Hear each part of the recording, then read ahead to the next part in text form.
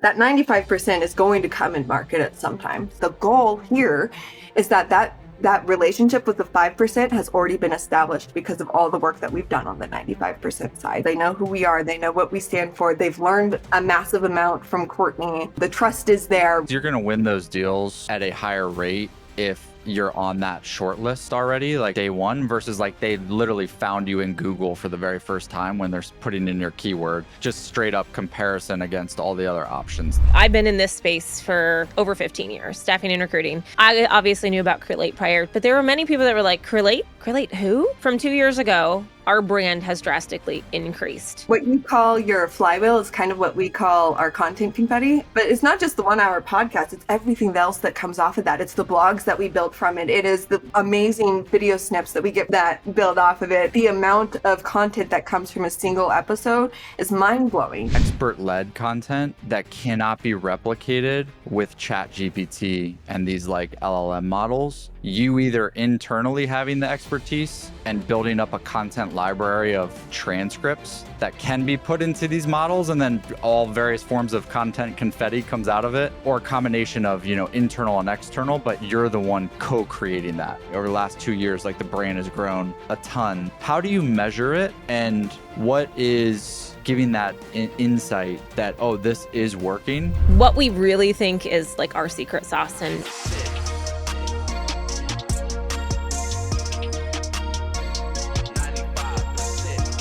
all right, Kortney and Katie, welcome to the show.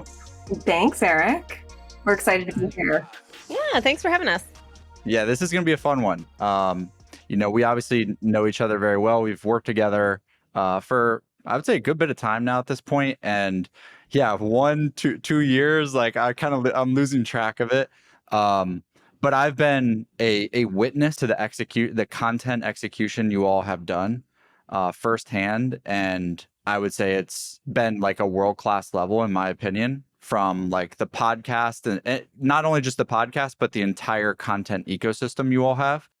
And I think it's a really smart approach, like how you've designed it, that a lot of people can learn from, especially like with a smallish content team, I would say. And we can get into that, like the degree of difficulty and the level of prioritization that requires. But before we kind of dive into the tactics and get straight to all that, I would just, give the top level context for everybody that like, this show is really about how do we create content that is designed for the 95% of buyers who are not actively searching for a solution yet. How can we be on social and content platforms like YouTube, podcasts, LinkedIn, TikTok, Instagram, newsletter, all of those various places that your buyers are hanging out today? They're looking to get educated. They're looking to get inspired, but they're not necessarily going to Google searching for a solution, a CRM, whatever those keywords are that's for your industry. And so we don't talk about, SEO, keyword driven content, which is not to say that still is not effective in some places, but like the focus here is on content designed for consumption, not for conversion. We're not looking to convert. Today we're looking to build trust today. And again, I think you all have done a really great job of that. So by way of a little bit of introduction, I've got two people here. I've got Kortney, who is the Director of Industry Relations and the podcast host for Crelate's podcast Full Desk Experience. And then Katie is the Senior Content Marketing Manager there. And I would say is like I kind of bucket these roles a little bit, and like the content architect, if you will.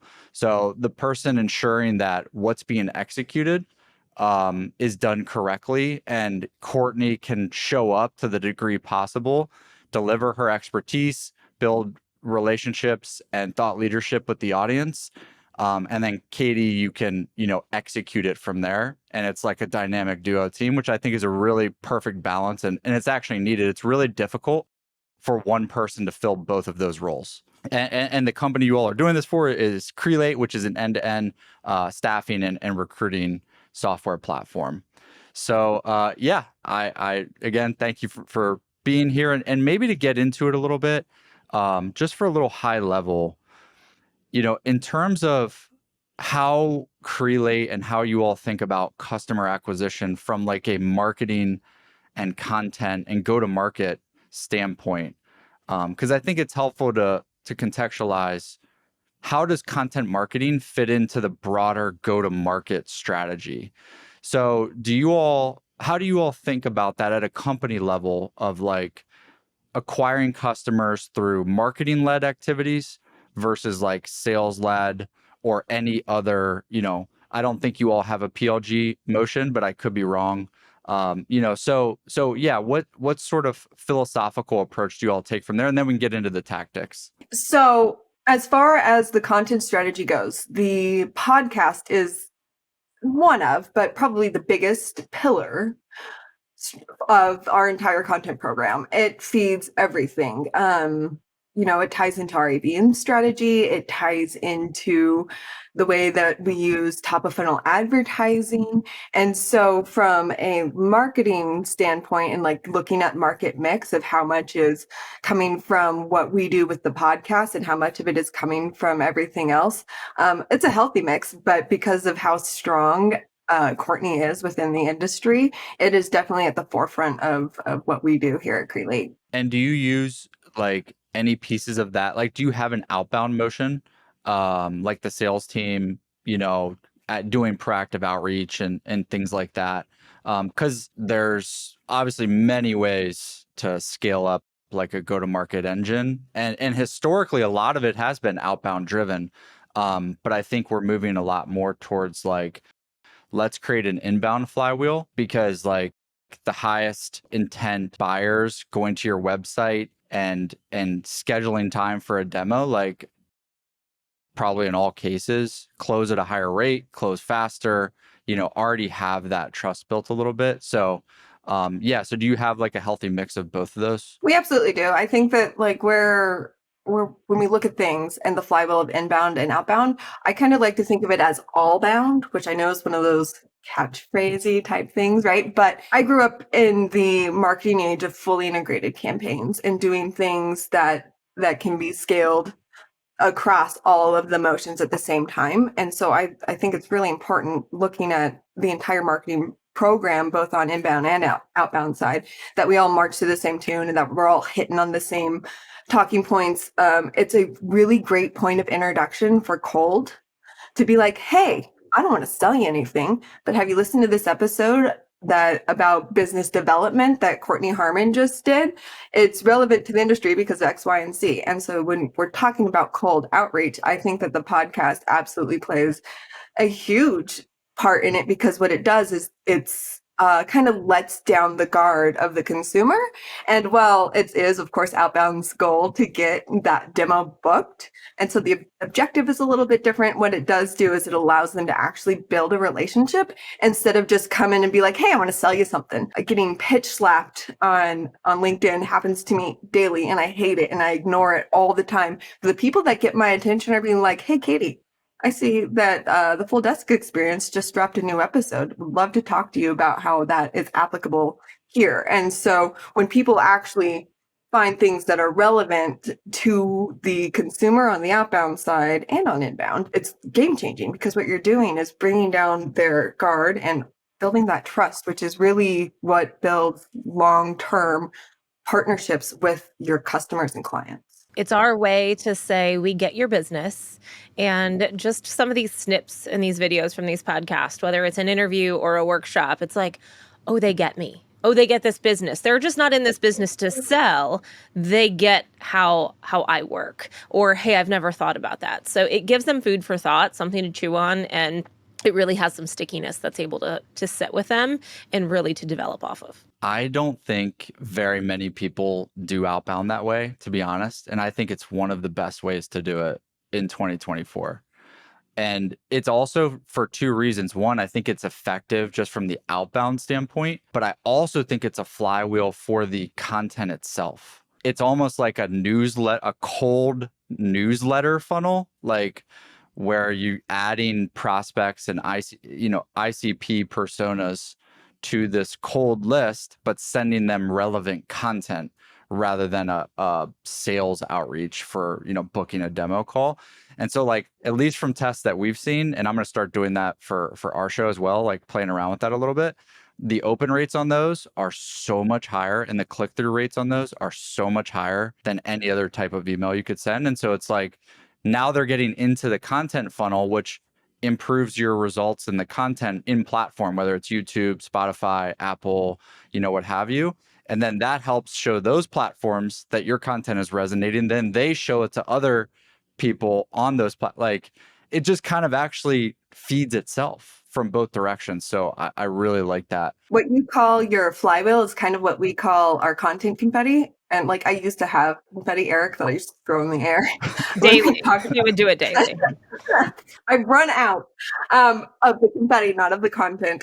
But what it is that like you hit it on the head. It's not just the 1 hour podcast, and we have different formats we can talk about, but it's not just the 1 hour podcast. It's everything else that comes off of that. It's the blogs that we build from it. It is the amazing video snips that we get from Hatch that build off of it, and quote cards that we build, and just the amount of content that comes from a single episode is mind-blowing. And that's not what you usually get when you look at traditional pillar content either. You don't get that much confetti. I love that. I've actually never heard that term, but I like that visualization is actually spot on. And it's expert-led content that cannot be replicated with ChatGPT and these like LLM models, which I think is going to be the differentiator over the next 10 years, is like you either internally having the expertise and building up a content library of transcripts that can be put into these models, and then all various forms of content confetti comes out of it, or a combination of,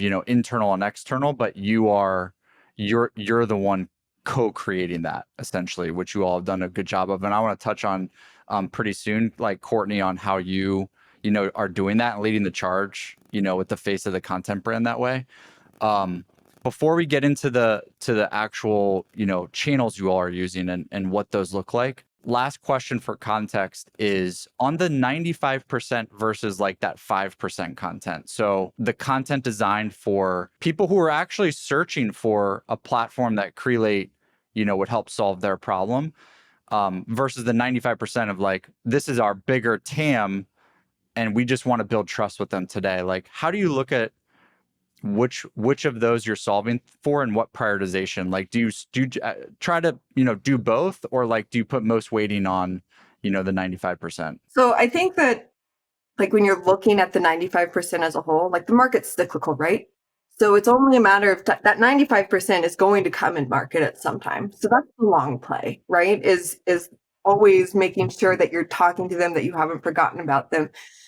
I would say that we definitely still put emphasis on the 5%, but the messaging is different. It has to be a little bit different. And the way that we talk to those two audiences is definitely different. We still want to build that relationship with the 5%, but the goal here is that relationship with the 5% has already been established because of all the work that we've done on the 95% side. And so when we talk to the 5%, the goal is that it's that much easier because they know who we are. They know what we stand for. They know they've learned a massive amount from Kortney. The trust is there, right? And so the goal with that 95%, and if you're just starting it off, of course, that's a little bit different, but the goal with the 95% is that it feeds into that 5% over time. And so it's definitely the long play. But like I said, if you've done a really good job with that 95%, the 5% is just that much more winnable.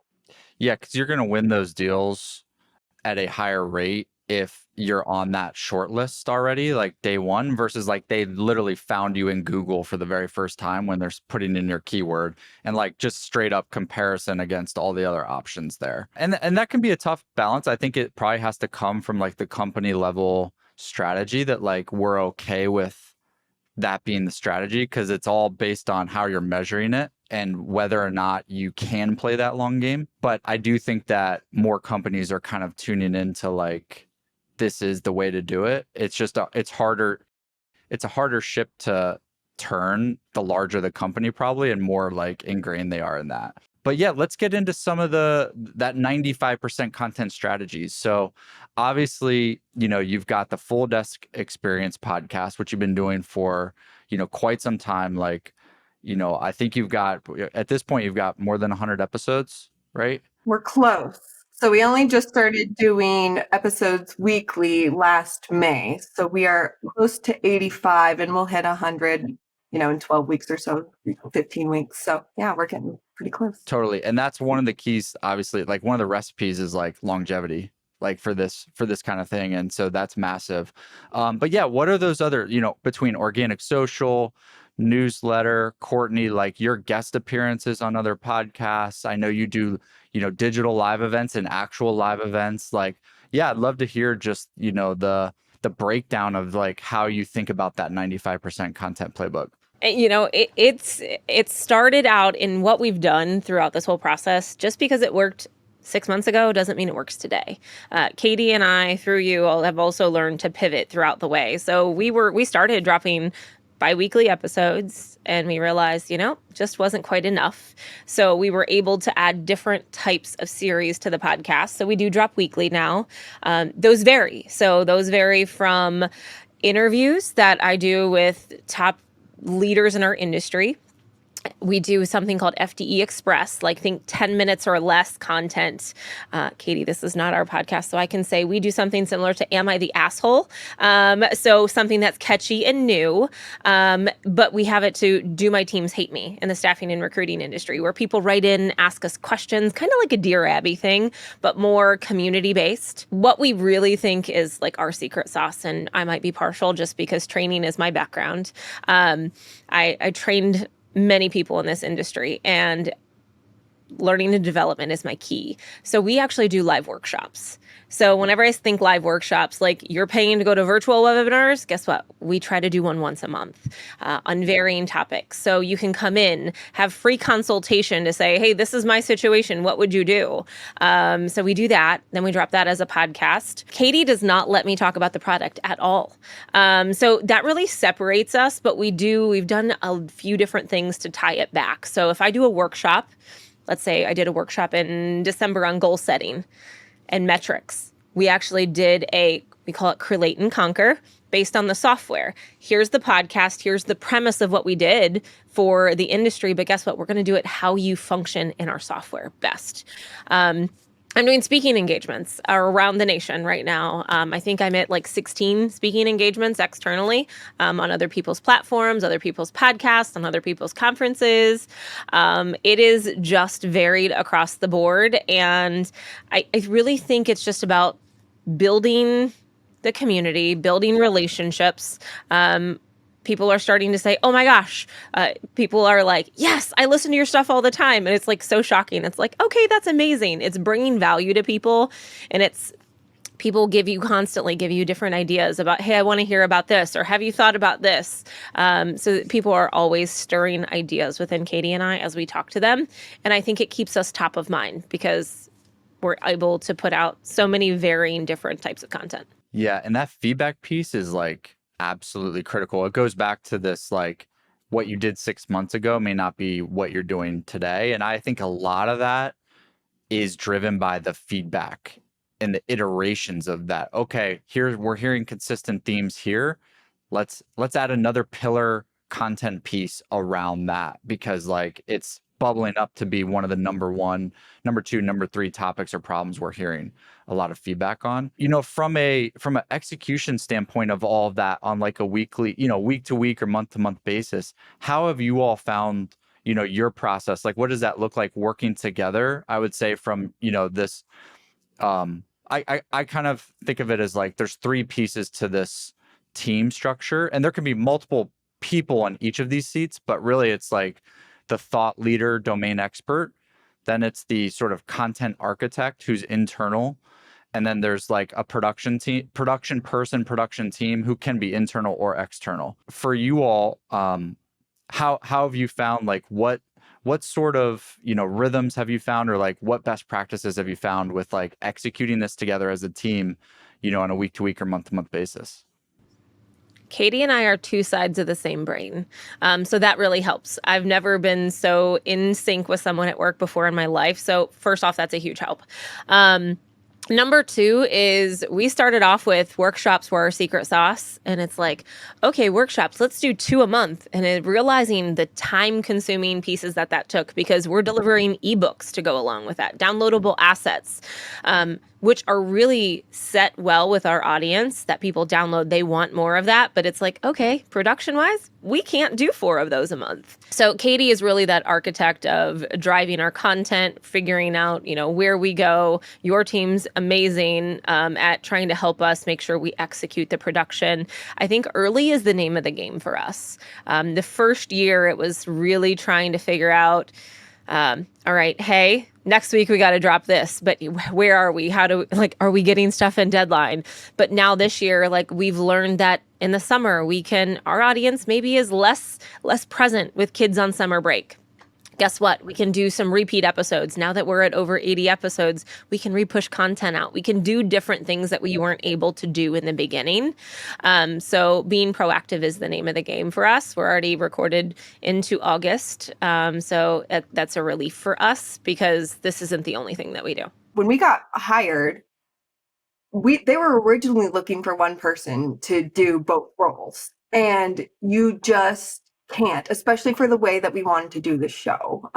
So Kortney and I were actually both hired in uniquely, probably to most other companies, to do the podcast. They were looking for a host, they were looking for a producer. And so it was kind of serendipitous that we got hired within a week of each other. And like Kortney said, it was just like she's the other half of my brain. And so when we look at the overall production schedule and everything else, first year was rough.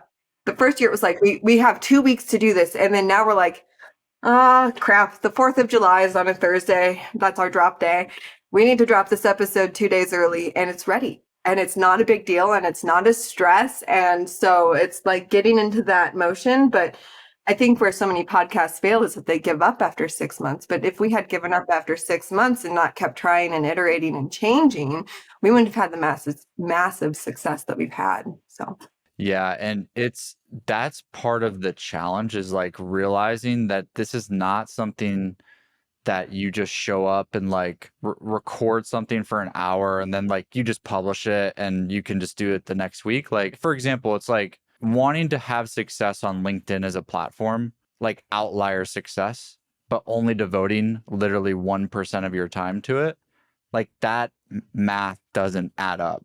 And it's kind of the same thing with the podcast. It's you actually get out of it what you put in, or any content really. And so being okay with it being messy in the beginning, getting your rhythm, getting your cadence, getting your operating procedures. There'll always be some chaos to it, but you'll have it will feel more structured, to your point, after that 3, 6, 9, 12-month period. How are you sort of presenting on social as well, Kortney? I'd be curious, your social content, are you taking the source material from the workshops, from the podcast, and then parlaying that into your content ideas and actual posts and things like that on social? Or are you doing a combination of those plus net new content? And how, Katie, you might be helping power some of that stuff for her as well, I'd be curious about. I think it depends on the week. So, how people always say, am I in the business or on the business? It's the same thing with me. Am I in my brand or on my brand at this rate? So it obviously depends on the week. Some weeks are better than others. I run our partnerships here. There's other pieces, being on sales demos. So I would say there's a big part of my presence on LinkedIn, in my groups, in everything that I do is branded content from the podcast. It's the minimum of 3 clips that we post. It's the drop day on Thursday. So I at least have 5 posts a week about the podcast. But my goal, doesn't always mean I hit it, is at least 2 posts a day. One is about the podcast, one is not. One is either about the industry or a challenge that we're facing or a poll to get my audience's thoughts about a situation to drive more content, to be more proactive in topics. But I think it all varies. But it is a huge piece on my brand, and I know our Crelate brand as well. Yeah, and I think that Kortney hit a good point. And Erik, the way that you asked the question was amazing, because Crelate, the brand, on LinkedIn. We talk about the podcast all the time.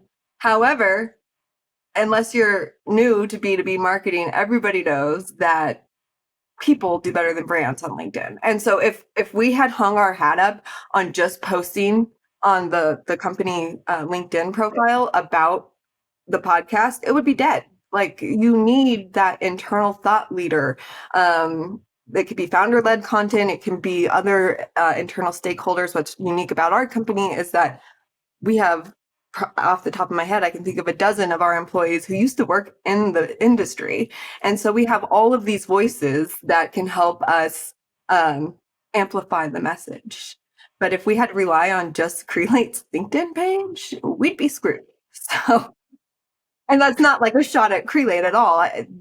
Brands, you could have 65, I think Dave Gerhardt said this, he has 65,000 followers on the Exit 5 page. It gets no traction. Where he wins is on his personal page. I mean, pretty much every case study you could look at, like Serena Williams posting the same thing as Nike, like Serena's post is going to have 50x the impressions of that. Brian Chesky and Airbnb, same thing. Elon and Tesla, like all of that. So that is more true now than it's ever been. It's probably only going to get even more true, to be honest, like just given the amount of trust and maybe the lack thereof that people have for like faceless brands now.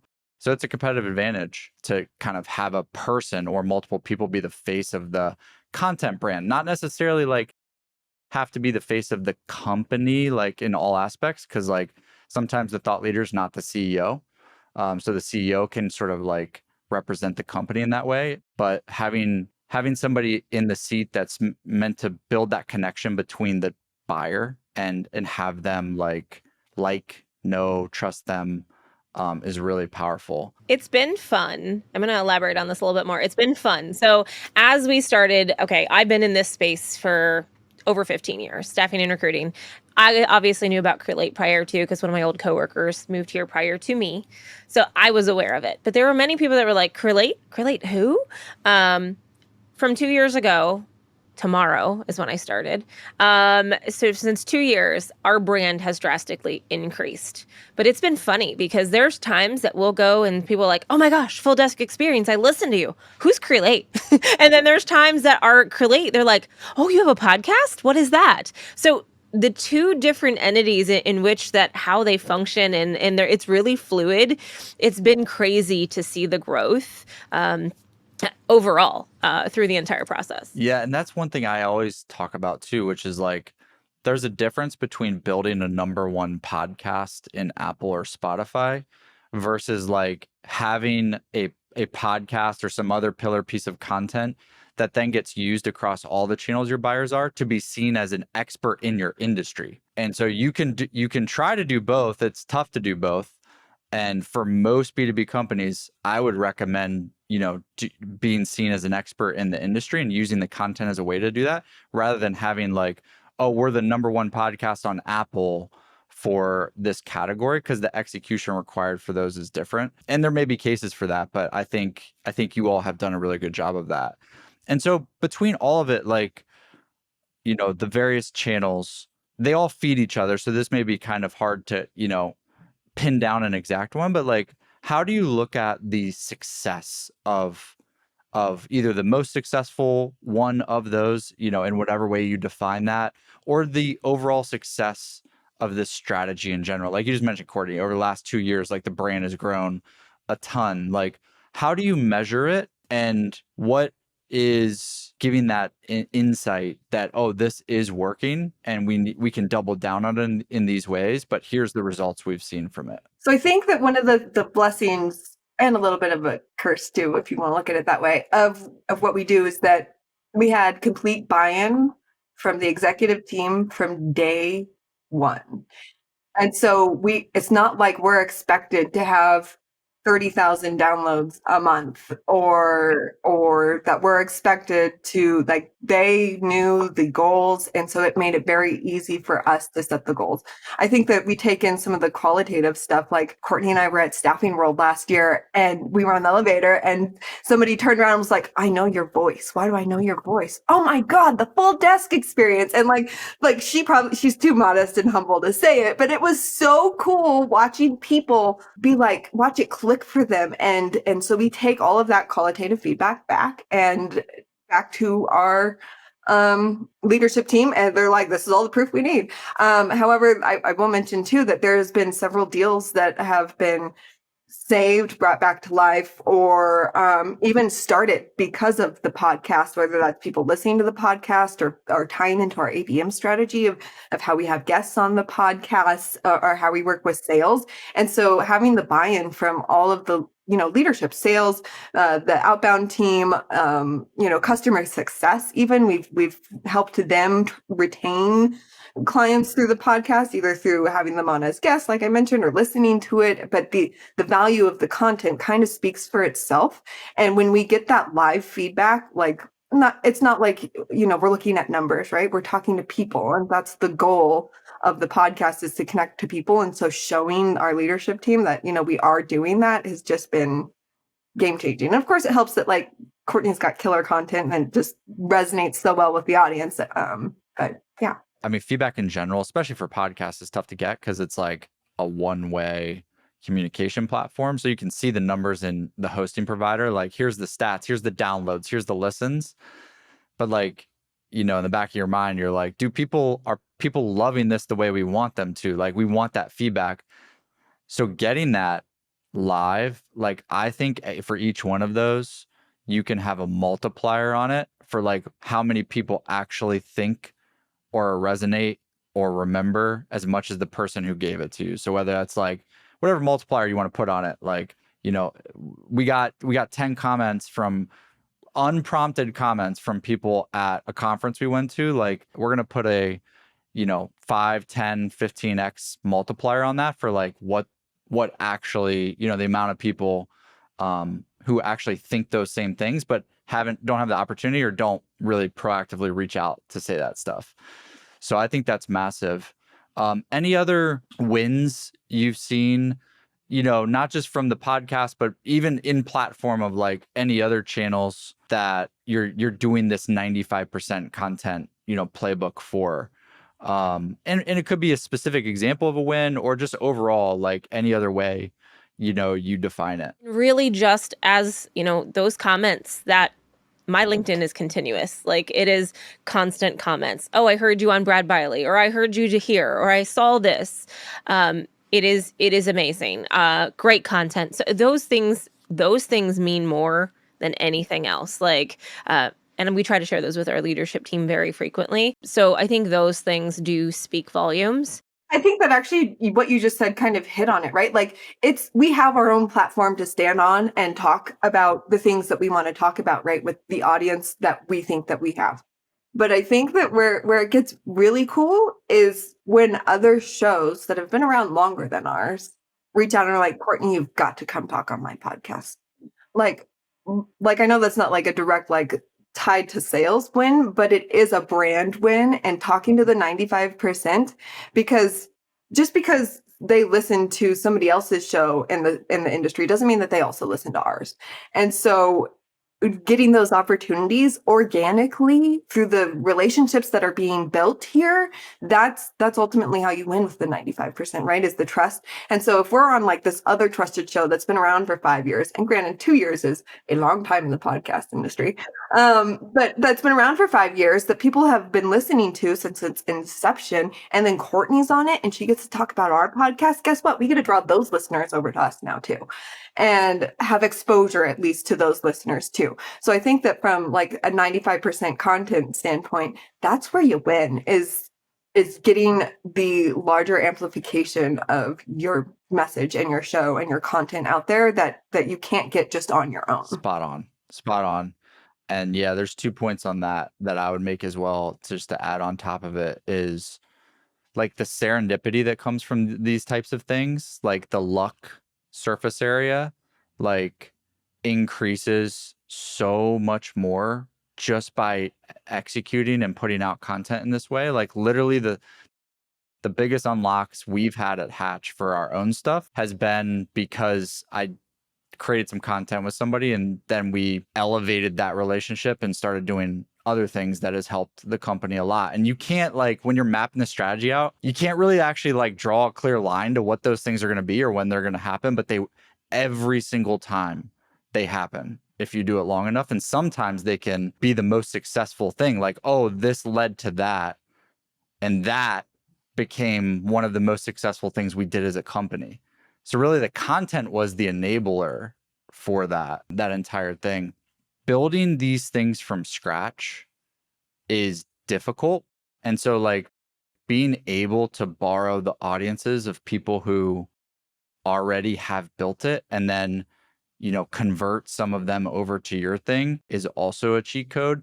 And so it's much easier to do that when you're already in motion with yours and getting inbound from those people rather than like having to go outbound and pitch 100 different podcasts. So now instead it's like, Kortney, you would have already gotten some, you know, outreach for that given your expertise and credibility, but like you're probably getting even more now that you're running your own content in this way and, you know, being front of mind for those other people in the industry, not just customers, but like, you know, influencers in the industry. As well. I think one of the things, and I can't say that it's everything, but this has also been a foundational building block for many things that are in motion today. We look at this, and yes, it's been our door opener for conferences, right? We didn't really. No one here has spoke at conferences. Now we have over 7 different people beyond myself and others speaking at conferences this year because we've built that credibility. Katie's wonderful in her little words of everything and how she labels them, but like partnerships, we've started partnerships here. Then that has stemmed off of the relationships that have built from the podcast. We have some exciting things coming in 2025 that I don't want to come out, but it's FTE Plus, FTE Pro. Like it has literally been the foundational building blocks for many things that we're able to scale even bigger. I love hearing that. I'm excited for that little teaser too for 2025. We'll leave that. We'll circle back in 6 months to get the details of that. But yeah, so, you know, a couple more tactical questions, and then I'm curious, like anybody else you all are studying that you like, just like who's out there, other content creators, whether B2B or just, you know, individual creators. But how do you all think about the relationship between organic and paid? So you have the organic and outbound motion going, which I think is really smart. Do you do any paid amplification of the organic itself? You know, now like there's a good case to be made, and we'll be doing this ourselves, of like using organic to see what resonates and then amplifying the ones that perform the best, both in an effort to drive, you know, demand creation for the company, but also drive listenership, subscribers, followers of the content itself. So I'm just curious if like you have experience with, you know, any of that in any way. Yeah, absolutely. So organic is amazing. And of course, using the KOLs to amplify the message is great. But there is nothing like accelerating the speed of organic with paid, right? And so if you think about like Kortney's reach on LinkedIn, which is absolutely incredible, and you think about organically what we're able to do through, you know, the podcast website and where the podcast lives in all of its different forms and where all of our content lives in all of its different forms, that relies a lot on people just, you know, searching for like how to overcome XYZ challenge in executive search, which, you know, is a keyword strategy. And into being able to target the people where we believe that they are with relevant information. So we can, you know, like on LinkedIn, target only COOs of staffing firms. And well, that might be whose Kortney's message might be intended for. Everybody sees it, you know, like, you know, Mike from accounting might see it and it might be completely irrelevant to him. So being able to throw paid dollars behind the organic strategy is incredible. We've built this amazing top of funnel motion through paid that basically just, accelerates the speed of what we already know. And it kind of allows us to test a few different things out too. Because if we have a concept or an idea, we can test it on the paid side. And if it flops or it fails, we're like, shit, well, maybe we need to refocus and choose a different way to present this, or there's some tweaking that can be done here. Maybe the message was off, or the images were wrong, or whatever that is. And what it does is it just allows us to get the results a little bit faster than we can if we didn't spend the money on. Exactly. It's guaranteed distribution of the content. Like, these algorithms are a little bit finicky. Like, even right now, I think something weird's going on with my LinkedIn, and impressions are down, and I'm like, what's going on? But the way I could guarantee delivery of the content is putting that amplification on it. So when you do that, what's the goal of those when you amplify it and when you use that paid process layered on top? Is it, to drive an action, or leave an impression, or create a follower, maybe all the above in various forms, depending on, what the content is and who you're targeting. But yeah, how do you think about the goals for those when you do it? Like you mentioned, it depends on what the piece of content is. We have several ebooks that Chris Walker would come at me for this, that we do date. And so that has been helpful. And people are fine to give us their email for our executive search ebook. It's this massive guide. It's long. It took 40 hours to make. It's beautiful, and it's been highly relevant for this space. So they're more than happy to give us their email for it. And so the goal there is the content download, and to get their contact information. There's other times where we have Kortney's snip from one of the episodes, and our goal there is just impressions. We just want people to hear about this. And then of course we do like to drive followers on all of our platforms. However, we also recognize that the more important thing is Kortney's profile. And so anytime that we can amplify Kortney's message, we take that opportunity too. And again, it's about building followers and building trust and the impressions more than it is about getting somebody's email and putting them at the top of the funnel lead. But there is definitely different objectives for different campaigns. It's kind of fun to experiment with all those. And I think it's, there's going to be even more of an opportunity now for it, especially with For You algorithmic content. For example, short form video, vertical short form video on LinkedIn, I think right now is a good opportunity. And they'll be pushing that out to the different interest graphs. And so there's an opportunity now for different pieces of organic to get way more impressions than your follower count is, to give you the feedback. The whole point, what we talked about earlier, to give you the feedback of what actually is the thing we should double down on with more content, but also maybe paid on top of it. Kind of switching gears to how you all like to, study or get some of these, ideas of what you all might be able to try in your own way, your own version. Are there any companies you think are doing this as well that have caught your attention, or just individual sort of creators that you think are doing some cool strategies with this 95% content playbook? I'm going to sound like a fangirl, but I love everything Dave Gerhardt does with Exit 5. I think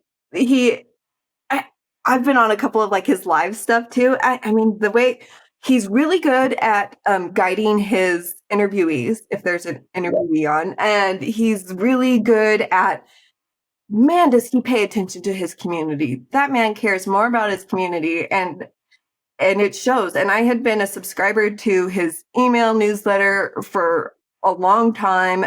And I had, of course, watched the podcast live as well as listened to it. It's one of the ones that I get the automatic downloads for every week. He brings immense value to B2B marketers because, I've been a marketer for 15 years, and they didn't teach us this stuff in school. Everything that I've learned on my own, and having somebody like Dave and the resources that he's brought and the value that he's brought has been incredible. And I consumed his 95% content strategy up until May, when I was like, that's it. I got to get an Exit 5 membership. And So it works. It works. Like, it works. Yeah. And like the funny thing is, as a marketer, I never look at anything. Like my husband will be like, "That's a stupid commercial." I'm like, "That's because that commercial was not for you. That Mhm. commercial was for this audience." Like, right? Like, Yep. so I'm always thinking that way. And so even though I know that that's part of Dave's strategy, and he's brought on a handful of team members in the past year, which I think is incredible to see the growth there. I still got suckered in, but it wasn't like suckering because the content and the value is so high and so rich. And so what he has done in providing so much of that content for free through the podcast and everything and the newsletter has that is just aspiring. So we actually have pivoted the way that we do our newsletter, pulled out all of the images. It's much more conversational. Yeah, we've seen actually really great success with doing that, but it's like just watching what he does and analyzing it. It is so cool. It speaks volumes because there's a lot of voices in B2B marketing that you could follow, or different, podcasts you could listen to, newsletters you could subscribe to, webinars you could join. And part of the equation here, and it is actually hard to build a strategy around, is like the differentiation can be who it is that is creating it. And so you can differentiate on like who it is, who it's for, how it's told. But I think people forget the portion of who it is. I just like them. I think that, I like learning from them. It's not just black and white entertainment versus education. Like in school, some classes resonate because like I like the teacher, and it's not just about what the way they're teaching it or what they're teaching.